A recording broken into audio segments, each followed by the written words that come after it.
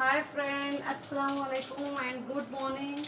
अभी मैं घर की सफाई वगैरह करके जैसे एज यूजुअल सुबह करती हूँ और शावर लेके और मैं अभी खालू के लिए नाश्ते के लिए पोहा बनाने लगी हूँ, क्योंकि मुझे लगा रोज़ रोज़ पराठा अच्छा नहीं लग रहा ना, तो मैं पोहा बना रही हूँ। पोहा जब मैं नागपुर में थी तो मेरी स्टेप मदर बनाती थी नाश्ते में, और फिर जब मैं हॉस्टल में थी लखनऊ में तो हॉस्टल में बनता था नाश्ते में अक्सर पोहा, तो इसलिए मुझे पोहा बहुत अच्छा लगने लगा है। मतलब लगने लगा था। अब तो बीच में अवॉइड स्किप करती हूँ क्योंकि कोई ज़्यादा पसंद नहीं करता मेरे घर में, सिर्फ मेरी बेटी भी थोड़ा बहुत खा सकती है, तो इसलिए ज़्यादा नहीं बनाती हूँ। फिर आज पोहा बना रही हूँ और तो चाय बन रही है।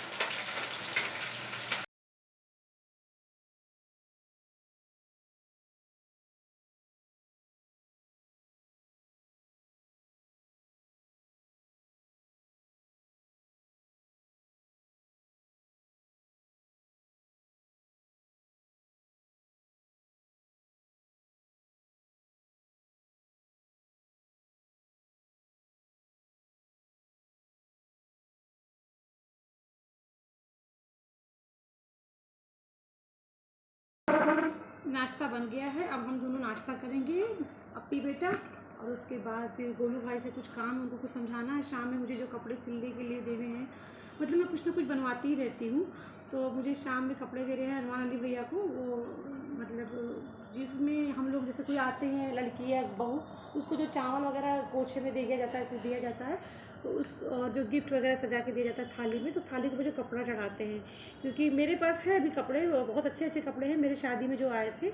अभी मैं दिखाऊंगी नाश्ते के बाद में। बट अब मैं वो कपड़े नहीं यूज़ करना चाहती हूँ, क्योंकि मैं तो वीडियो हो चुकी, तो इस पर सिल्वर कलर से जैसे ये बना हुआ है ना, ऐसे इस कपड़े पूरा सिल्वर कलर से बना हुआ था। तो ये ऐसे मम्मी जी ने कई सारी भेजे थे कपड़े, उसमें मतलब किसी सीनी पे लगा लगा के उसमें मेरे लिए शादी के दिन कपड़े आए थे या कुछ तो आए थे, मुझे याद नहीं है। तो मम्मी जी ऐसे बहुत सारे कपड़े भेजी थी, और मतलब ऐसे कवर भेजी थी।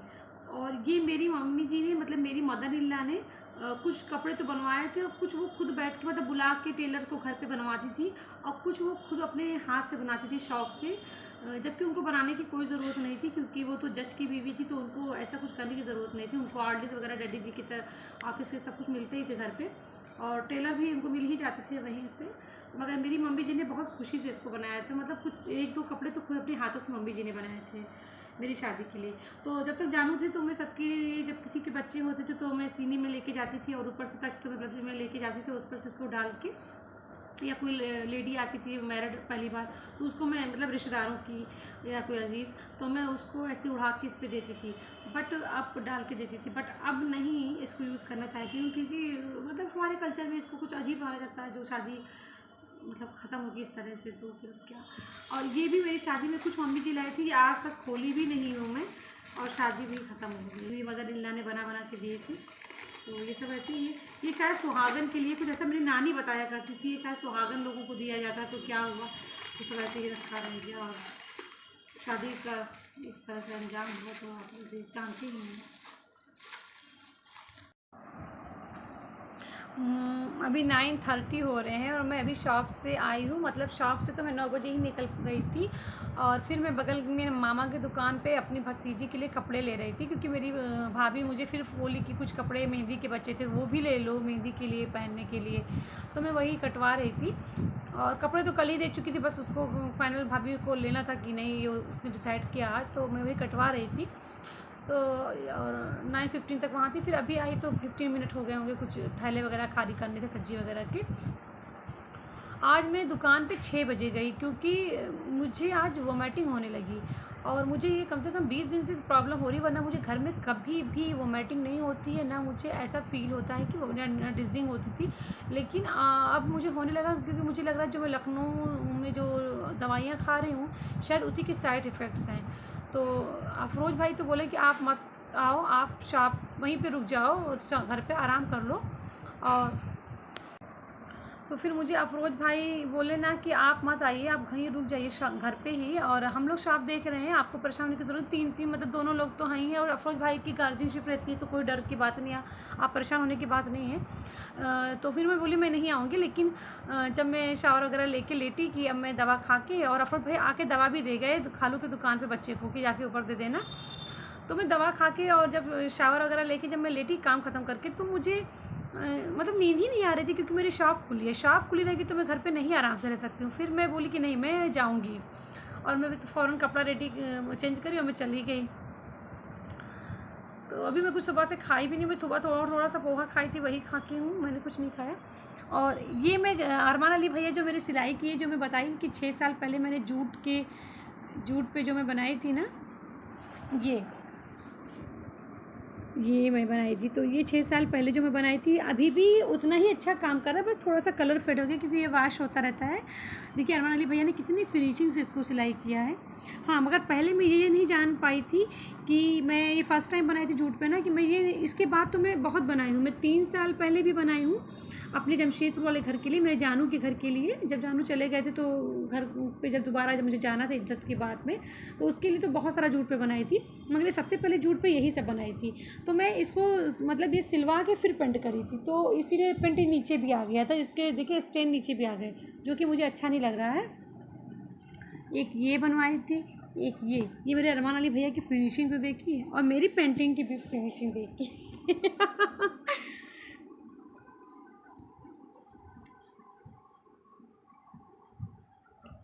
जी, लेकिन ये मैंने इसकी ड्राइंग की थी, उसके बाद मैंने पेंटिंग की है, तो कितनी इक्वालिटी है ना। और इस बार मैं पहले पेंट कर ली, फिर उसके बाद सिलाई करवाई हूँ, तो देखिए पीछे के कपड़ों में कोई भी निशान नहीं आया है, देखिए कोई भी निशान नहीं आया है, देखिए। बट हाँ, ये शशि ने इसकी ड्राइंग की थी, मुझे लगा था शशि की ड्राइंग बहुत अच्छी है, वो भगवान जी की स्केचिंग हमेशा बहुत अच्छी अच्छी बनाती है, तो मुझे लगा कि वो अच्छा सा बना देगी, और उसका मन बिल्कुल नहीं लगता, आजकल वो मोबाइल में ही बहुत ज़्यादा बिजी रहने लगी है, तो उसने कैसे बनाया जो इक्वल नहीं है, बट कलरफुल लग रहा है, चलो। और जूट का है, और जूट का बनाने से ये अच्छी रहती बात ना, कि कुछ भी अगर ग्रेवी वगैरह गिर भी जाता है सालन वगैरह, तो ये बेड पे नहीं आता, और मोस्टली मैं खाना बेड पे ही खाती हूँ, तो अगर कुछ ग्रेवी वगैरह गिर भी जाता है ना, तो नीचे नीचे में कुछ नहीं आता है, बस जूट में ही होके रह जाता है। तो ये इसकी बहुत अच्छी क्वालिटी होती है जूट की, और ये टिकाऊ भी होता है। अब काफ़ी लंबे मतलब 6 साल से मैं उसको यूज़ कर रही हूँ, और अभी मुझे लगता है 1 साल तो मैं इसको और आराम से यूज़ कर सकती हूँ। और ये देखिए कितने साल चलता है। और ये अरमान अली भैया ने रेक्सीन पे सिलाई की, मैंने रेक्सीन पे बनवाया है, टेबल रनर, कितना खूबसूरत उन्होंने सिलाई की, कितनी फिनिशिंग है सिलाई में, देखें कितनी इक्वालिटी, वाह। देखिए अरमान अली भैया ने बनाया मेरे, तो मैं उनकी सिलाई की बहुत ज़्यादा मतलब बहुत बड़ी फ़ैन हूँ उनके। टेबल रनर तो इतना खूबसूरत बनाते हैं, मैं क्या बोलूँ। अब मैं जा रही हूँ चाय बनाने और पकौड़ी तलने के लिए, थोड़ा 1-2 बर्तन में छोड़ दी थी तबीयत ख़राब होने की वजह से शाम में, तो वो बर्तन करूँगी, और उसके बाद मैं पकौड़ी तलूँगी और चाय बना के पीऊँगी, और फिर आप लोगों से पकौड़ी चाय के साथ में मिलती हूँ। रात में 11:25 हो रहा है, और अब मेरी चाय पकौड़ी बनी है, और इतनी देर में मैंने अपने लिए चपातियाँ बनाई, क्योंकि मैं दिन में चपाती नहीं बना पाई थी, दिन में तो लंच भी नहीं करी हूँ, तो मैं रात में राइस बिल्कुल नहीं लेती हूँ, तो फिर मैं चपातियाँ बनाई, बर्तन धुली मैंने, और चाय बनाई, पकौड़ी बनाई, चटनी पीसी। चटनी तो मैं नहीं लूँगी क्योंकि मुझे मतली हो रही थी, और मैं मसाला खाती भी नहीं हूँ, बट पीस के रख दी हूँ कि मेरी बेटी को भी लगता है, या शॉप पे ले जाऊँगी तो बच्चे खाएंगे शॉप पे, या अफरोज़ भाई को शायद पसंद आ जाए। और मैंने इतने सारे काम किए, ब्रश की, मैं शावर ली, और अब चाय पकौड़ी बनाई हूँ ये। तो अब मैं अपना चाय पकौड़ी इंजॉय करूँगी, और अपनी बेस्टी से बात करूँगी, और या अफरोज़ भाई को भी मैं फ़ोन लगा के बात कर सकती हूँ, मुझे कुछ होगा तो,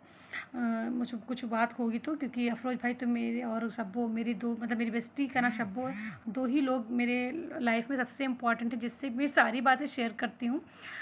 तो बस मैं अब चाय पकौड़ी इंजॉय करूँगी, गप्पे करूँगी, और या तो फिर मैं उन लोगों से बात करके निपटा के जल्दी जल्दी बात करके फिर मैं अपनी तुर्किश वाली सीरियल देखूँगी, क्योंकि मेरा तुर्किश सीरियल मेरा बहुत इंपॉर्टेंट पार्ट है, तो उसको देखूँगी और इन्जॉय करूँगी। और आप लोगों के लिए गुड नाइट, शब ख़ैर।